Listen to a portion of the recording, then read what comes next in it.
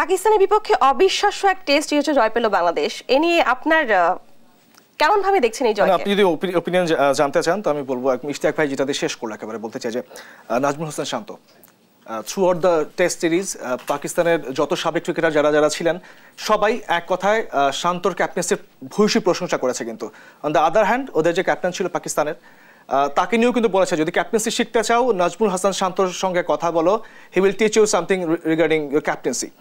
And the other thing উনি বললো team ওয়ার্কের কথা যেটা বললো শান্ত থ্রু আউট দ্য সিরিজে কিন্তু ব্যাট হাতে রান পান নাই। সঙ্গে যদি টপ অর্ডার ব্যাটসম্যানদের কথা বলি মুশফিকুর রহিম 191 রান করেছেন একটা ইনিংসে, ডাবল সেঞ্চুরি মিস করেছেন। কিন্তু পুরো সিরিজের কথা যদি বলি 4টে ইনিংসে কিন্তু তার রান মাত্র 193 রান। তার মানে হচ্ছে কি সে থ্রু আউট দ্য সিরিজে খুব একটা ভালো করতে পারেনি। But on the other hand it was A team work, অনেক নতুনের শুরু হয়েছে কিন্তু এই সিরিজ থেকে। আমরা এর আগে কখনো পাকিস্তানের মাটিতে তো দূরের কথা কখনোই হারাইতে পারি নাই। আমরা এবার পাকিস্তানের মাটিতে খুবই অবিশ্বাস্য একদম। আমরা 2009-তে যখন প্রথম টেস্ট সিরিজ জিতি সেটা ছিল ওয়েস্ট ইন্ডিজের মাটিতে, বাট ওইটা আমরা এখনো ওরকম বড় করে কনসিডার করি না। কারণ হচ্ছে কি সেই ওয়েস্ট ইন্ডিজের টিমটা ছিল খুব খর্বাকৃতির টিম ছিল, খুব একটা স্ট্রং টিম ছিল না সেই সময়। অন দ্য আদার হ্যান্ড 2021 সালে যখন জিম্বাবুয়ের সঙ্গে আমরা জিতি, জিম্বাবুয়ে অলওয়েজই র্যাঙ্কিং অনেক পেছনের দল, বাট এই জয়টা ছিল হচ্ছে কি আমাদের ক্রিকেটের যদি পূর্ণ শক্তির কোনো দলের সঙ্গে বলা হয় পাকিস্তানের মাটিতে সিরিজ জয় নিঃসন্দেহে এটা আমাদের জন্য খুব বড় একটি জয়। অ্যাবসলিউটলি বাংলাদেশের জন্য এটি তো একটা ইতিহাস। তো পাকিস্তানের মাটিতেই পাকিস্তানকে হোয়াইট ওয়াশ করলো বাংলাদেশ, ফ্লুক বলার তো সুযোগ নেই। একদমই না, কৃতিত্ব পেতে পারি কিনা বাংলাদেশ? অ্যাবসলিউটলি মানে আমাদের কিন্তু এর আগে যেটা হয়েছিল মুলতানের একটা হারের ক্ষত ছিল, আমরা খুব কাছে গিয়েও হেরেছিলাম মুলতান টেস্টে। আমাদের ক্রিকেটাররা যখন মাঠ ছেড়েছিল আমরা ওই সময় অনেক ছোট, দেখতাম যে ক্রিকেটাররা চোখ মুছতে মুছতে মানে স্টেডিয়াম থেকে বের হচ্ছে মাঠ থেকে, অনেকটা আবেগপ্রবণ হয় একদম মানে একদম কাছে থেকে সেই ম্যাচটা জেতা ম্যাচটা হারতে হয়েছিল বাংলাদেশকে। এখনো খালিদ মাহমুদ সুজনের সঙ্গে কথা হলে তিনি কথা বলেন যে এখনো সেই আবেগগুলো কাজ করে। আমার কাছে মনে হয় যে সেই হারের ক্ষতে একটা হোয়াইট ওয়াশের প্রলেপ দিয়েছে বাংলাদেশ। এই জয়টা বাংলাদেশকে আমার কাছে মনে হয় অনেক দূরে নিয়ে যাবে, বাংলাদেশকে নতুন করে ভাবতে সাহায্য করবে। বাংলাদেশের যে ক্যাপাবিলিটি রয়েছে সেই ব্যাপারে মনে হয় এখন বাংলাদেশ বেশ ভালোভাবে অবগত। ব্যাটারদের সাথে পেসারদের জ্বলে ওঠা, মুশফিক লিটনদের সাথে হাসান নাহিদ তাসকিনদের জ্বলে ওঠা নতুন বাংলাদেশে কি প্রভাব ফেলবে বলে আপনি মনে করেন? চমৎকার একটা প্রশ্ন করেছেন। আমাদের ইতিহাসে টেস্ট ক্রিকেটে কখনো হয় নাই যে কোনো ইনিংসে প্রতিপক্ষের কোনো ব্যাটারদের 10টা উইকেট কোনো পেসার নিয়েছে বা আমাদের পুরো পেস ইউনিট নিয়েছে।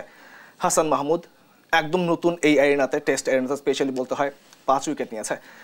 তারপরে নাহিদ রানার কথা বলতে হয়, গতির ঝড় তুলেছে এবার 152। বাংলাদেশের ইতিহাসে এত জোরে বল কেউ করে নাই, 4 উইকেট নিয়েছে, 5 আর মিস হয়েছে। Taskin Ahmed on the other hand এই 3 পেসার, আমাদের আগে যে পেস ইউনিটটা ছিল আমরা হয়তো ব্যাট হাতে ভালো করছিলাম, স্পিন হাতে ভালো বল করছিলাম যেটা মিরাজ করেছে, সাকিব করেছে, but as a pace unit যেটা এবার বাংলাদেশ করেছে সেটা নিঃসন্দেহে অবিশ্বাস্য।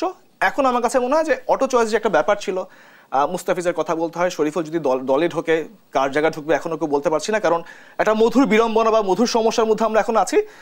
সামনে ভারত সিরিজ নিঃসন্দেহে ভালো খেলেছে তারা, নিঃসন্দেহে কোনো সন্দেহ নাই, কোনো সন্দেহ নাই। 21তম টেস্ট, এটা জয় বাংলাদেশের টেস্ট চ্যাম্পিয়নশিপের 3য় জয়। এই ফর্মেটে কখনো নিজেদের মানিয়ে নিতে না পারায় বৃত্ত থেকে বের হচ্ছে কিনা বাংলাদেশ? অ্যাবসলিউটলি আমার কাছে মনে হয় এই টেস্ট সিরিজটা শুধুমাত্র বাংলাদেশের ওই ফরম্যাটের সঙ্গে মানিয়ে নেওয়ার যে বৃত্তটা থাকে বা ধুঁকতে থাকার যে বৃত্ত থাকে সেখান থেকে শুধু বের হয়নি, উত্তরসূরিদের হাতে আমার কাছে মনে হয় যে একটা দায়িত্বভার চলে যাচ্ছে।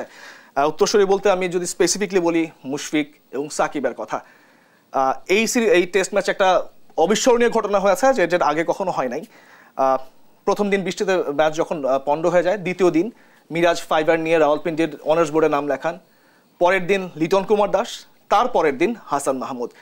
বাংলাদেশের ক্রিকেটারদের যে দাপটটা ছিল এটা রাওয়ালপিন্ডির অনার্স বোর্ড যতদিন আছে, ইতিহাস যতদিন আছে বলবে যে টেস্টের একদিন ম্যাচ হয়নি, 4 দিন দাপট ছিল পুরো বাংলাদেশের, ফর শিওর।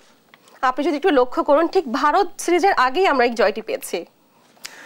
এটা নিয়ে অনেক কথা হচ্ছে এখনো, টেস্ট যখন শেষও হয়নি তখন ভারতের অনেক সাবেক ক্রিকেটার যারা ছিল, রবিচন্দ্র অশ্বিনের কথা বলি বর্তমান ক্রিকেটার, তার ইউটিউবে কিন্তু সে এসে বলেছে যে ভারতের জন্য বাংলাদেশের যে সিরিজটা রয়েছে মোটেও সহজ হবে না।